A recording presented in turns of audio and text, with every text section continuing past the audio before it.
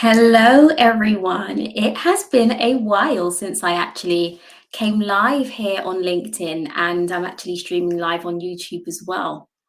And there are many of you that will have been used to me coming live fairly frequently, and some of you who are more recent connections who probably have never seen me come live before. So, welcome to all of you. It's great to be connected. Those of you that will watch live, and those of you that will watch the replay.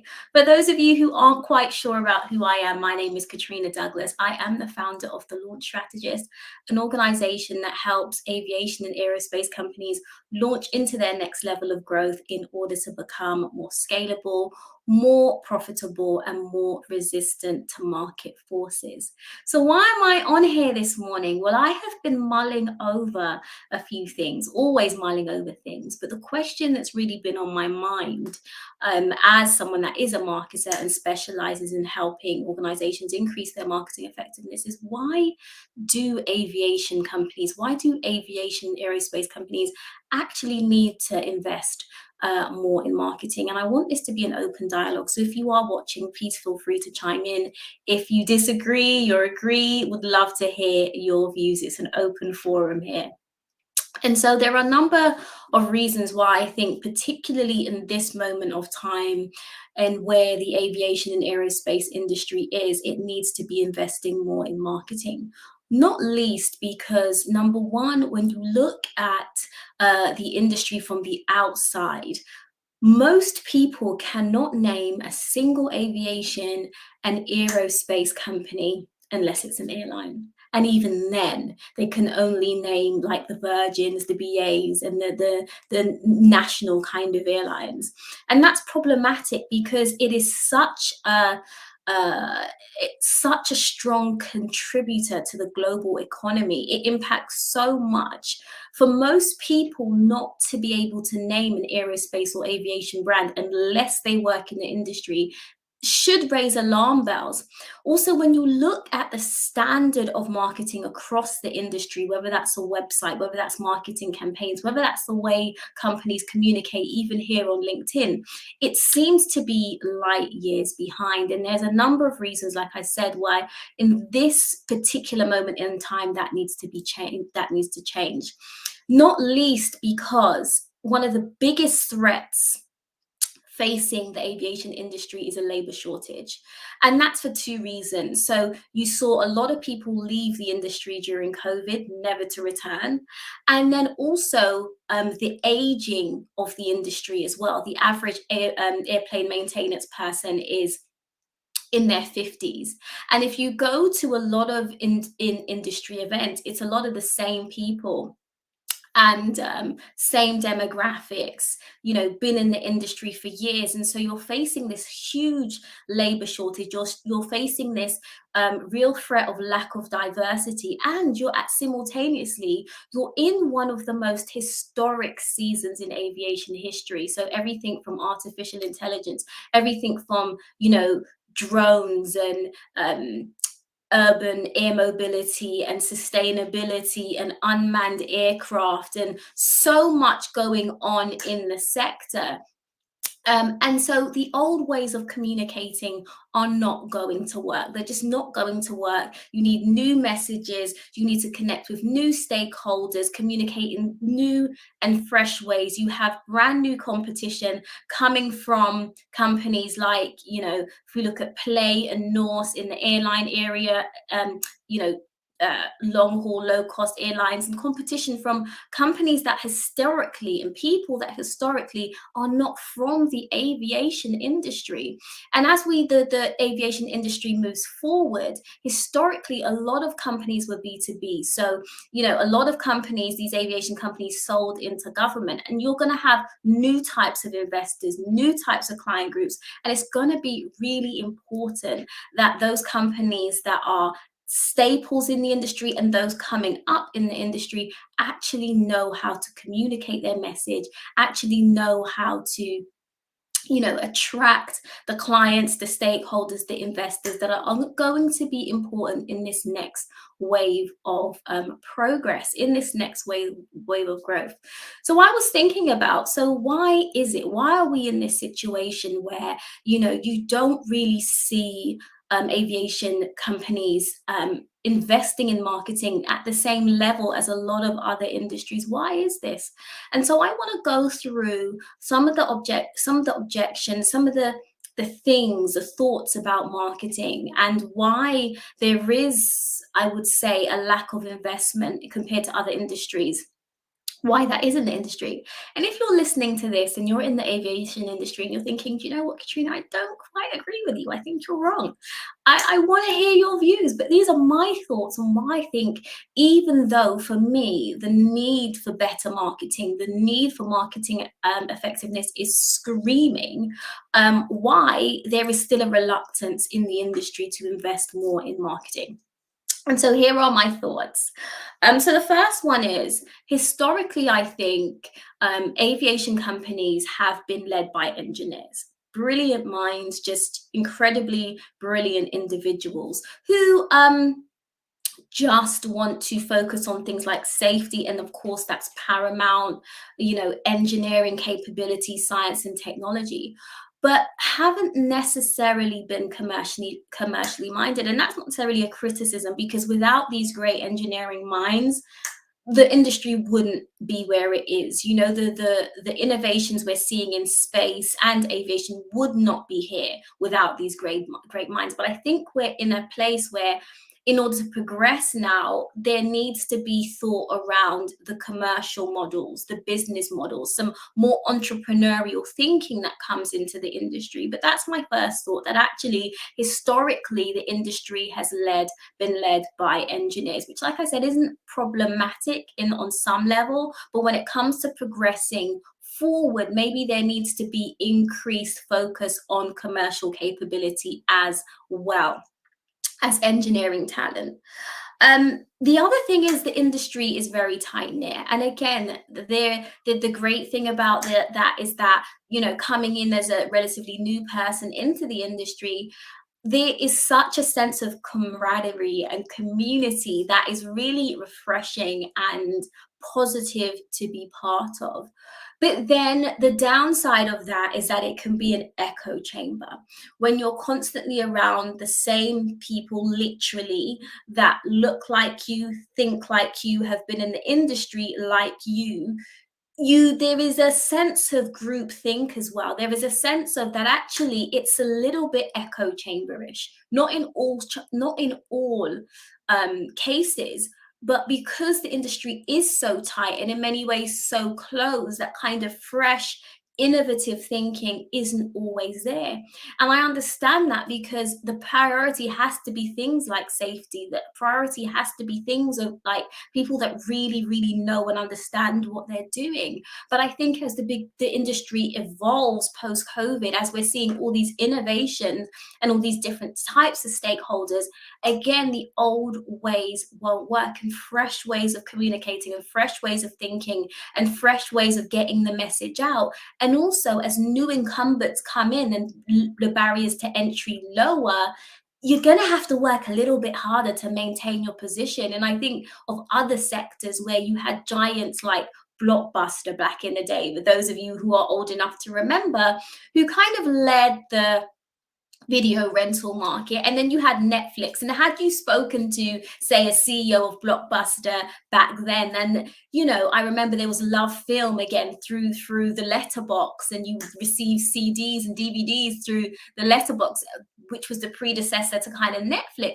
Had you said to the CEO of Blockbuster at the time, these new incumbents are going to come in and they're going to challenge you and they're doing great things, they would have said, don't be silly. We've held number one position for so long. Of course not. And unfortunately, I see a similar thing happening in the aviation companies, where the incumbents that have been the premium players, the leaders for so long, if they're not careful and if they don't evolve and if they don't invest in things like marketing and comms, they, no leader is invincible. It doesn't matter how big of a juggernaut it is. There's always going to be aggressive, entrepreneurial, fresh thinking, intelligent movers and shakers, disruptors that can turn that over even when you think it's utterly impossible. So I would really encourage, particularly those who've been in the industry for a long time, to be open to it. And for those that are new in the industry, to capitalize on the fact that marketing isn't a big thing in the industry. Capitalize on that, leverage that to strengthen your position and stand head and shoulders above the rest, because there are a lot of marketing principles that are actually commonplace in other sectors that are actually not being leveraged in the aviation sector. So if you are a new incumbent and you want to really raise your head above the parapet, the possibilities because of where marketing is in the aviation industry is very possible. So whether you're a new incumbent, whether you're a traditional aviation company, it's time to really rise a little bit higher when it comes to marketing and creativity and entrepreneurship within the sector. So a lot of people might say, well, the industry has done all right so far. And in many ways, yes, maybe it has. There's still great government contracts happening. There's still companies in aviation launching. If we look at, relatively newer players like, Play and North Atlantic and Fly Pop and all of these companies coming into the kind of commercial aviation space. We can say that, there's still the Virgins and the BAs and the Lockheed Martins and the Leonardos. All of those brands are strong and going strong. So you could say, well, actually, this is what we've done all these years. We've had events, we've had trade shows, we've had loads of these things that we do, and it seems to be working. And so my challenge to you is it really? Just because something has been working reasonably okay to a standard that as at large people are satisfied with, does that mean that that's where it should sit? Does that mean that it's not worthy of more attention? If it was really, really working to the degree that we may think it is, would COVID have had such a drastic effect? Would the degree of mergers and acquisitions in the aviation sector be the case? Would the degree of labor shortage be what it is? Would the lack of diversity be what it is? Would companies like, would the companies that have gone bust, would that have happened? Maybe, but perhaps, just perhaps, if we thought about marketing and comms and commercial models a little bit different, we may be in a slightly different place. And so when we move forward, it's never enough to say, you know what, this is what we've always done and it works and we all know each other and it's great. How about we go a little bit higher, not just in the technology, not just in the science, but in the commercial areas, because it's really going to take commercial capability to turn the scientific innovations that we're seeing into commercial capability, into profitability, because it's one thing to have great technology. It's one thing to have great science. It's quite another to turn that into a profitable business opportunity. And so the next thing is, most of us do business with governments, and that's great. That's great. However, I think companies within the aviation industry would be perhaps stronger if they had more diverse portfolios. So if they weren't so overly reliant on government projects, and there was a more mixed bag of business, so from the private sector as well as government. And so yes, that's fine, but government contracts are wonderful and they're lucrative and in some cases consistent, but actually there's a lot of opportunity as well in the more commercial private sector as well. So, and having a more diverse portfolio also gives you that bit more of resilience against market forces as well. Another one, and I think this is a really big one actually, I think that the aviation and aerospace sectors, I really love reading the content from the sector and reading the articles, because it's literally an industry of thinkers, intelligent minds, intellect, scientists, engineers, and it's great. I love it. But I feel like there's this sense that actually maybe marketing is a little bit too fluffy and superficial for us, you know.